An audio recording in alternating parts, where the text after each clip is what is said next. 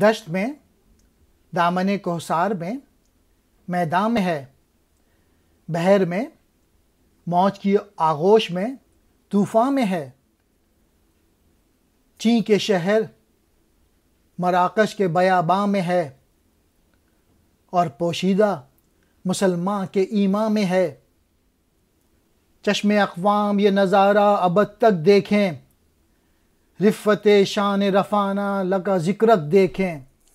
وہی ذات ہے جو ہر جگہ موجود ہے، جنگل، پہاڑ، میدان، سمندر، سمندر کی لہریں، چین اور مراکش کی آبادی اور بیاباں، مسلمان کے ایمان، غرض اس مبارک نام کا چرچا ہر جگہ، ہر مقام پہ ہے، اور ہر زبان اس نام کی شیرینی سے شناسا ہے۔